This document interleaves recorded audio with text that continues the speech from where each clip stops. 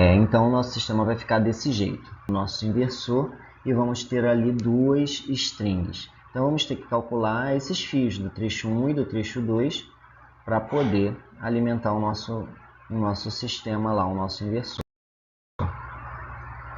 Para calcular os fios do nosso sistema, a gente tem o lado CC e o lado CA. No lado CC, a gente vai pegar 1,25 vezes a corrente de curto-circuito do módulo vezes o número de strings. Nesse caso são duas strings, uma com 5 e uma com 6 módulos. 1,25 vezes 11,26 vezes 2 vai dar 28,15 amperes. Essa é a corrente que vai circular pelo nosso condutor solar. Então a gente vai lá na tabela 4 da NBR 16612, que é o modo de instalar que a gente adotou, e a gente vai aplicar esse valor de corrente lá e vai encontrar o fio de 6 milímetros quadrados.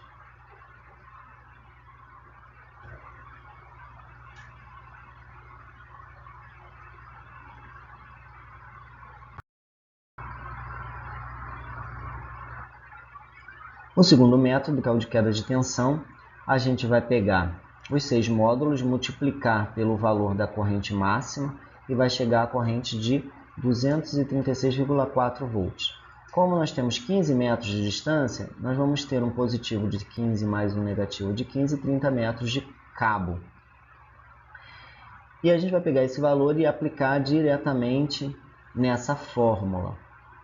Na fórmula a gente vai ter o valor da distância vezes a corrente das nossas strings dividido pela condutância do cabo solar, que é um valor fixo, sempre 44,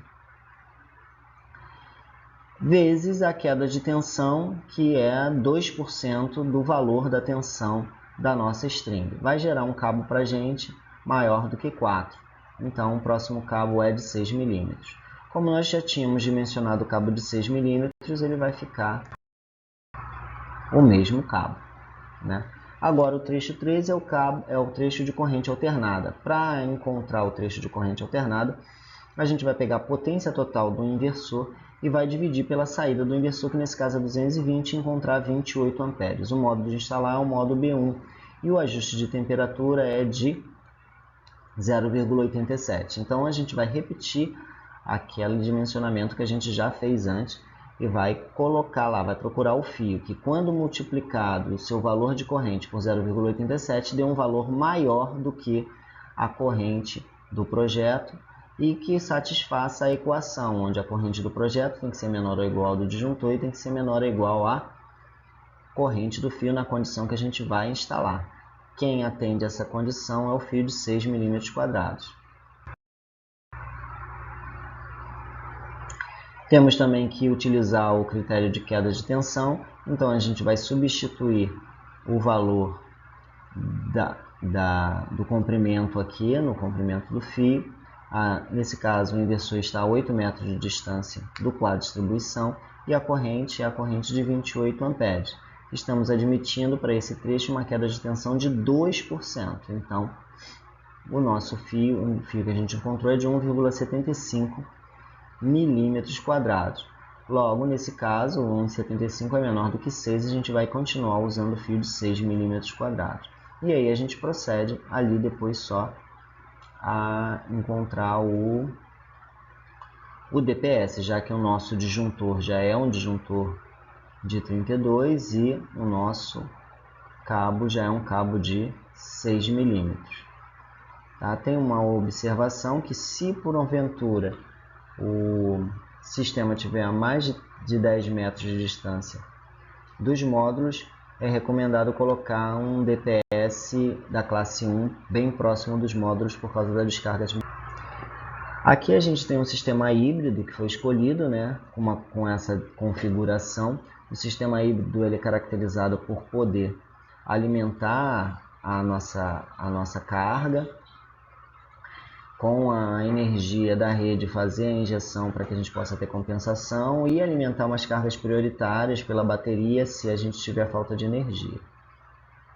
Aqui E a gente vai dimensionar o cabo da bateria, né?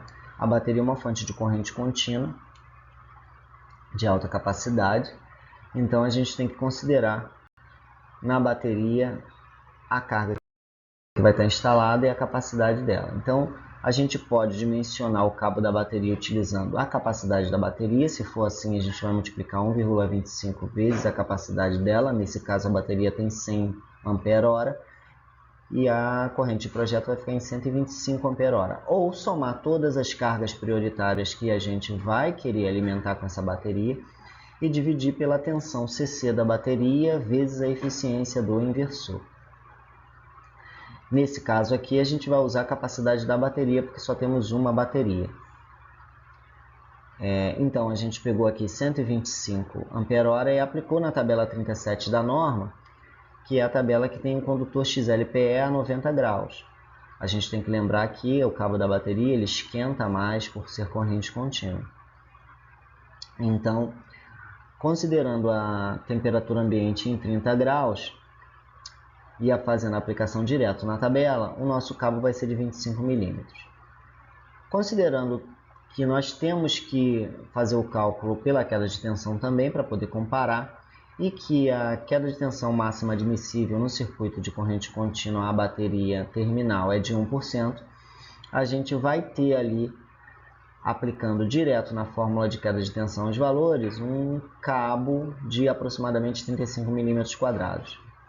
Observando na tabela, a capacidade máxima dele para 30 graus é de 133 amperes. Então agora a gente tem que colocar na fórmula do item 5.3.4.1 da norma, NBR 5410, esse valor para ver se os valores se ajustam. Considerando que a nossa corrente é de 125 amperes e a corrente do condutor é de 133 amperes, a gente verifica que entre esses valores existe a possibilidade de colocar um disjuntor de 125 amperes. Então, a gente satisfaz a necessidade da fórmula. Uma observação é que o disjuntor de corrente contínua, ele se faz necessário porque se trata de uma bateria. Se não usarmos o disjuntor de corrente contínua, pode ser que na hora de abertura do disjuntor abra um arco voltaico e esse disjuntor possa se danificar ou até, quem sabe, explodir. Ok? Espero que tenha ajudado na melhor compreensão do dimensionamento e visitem nossa página. Até a próxima.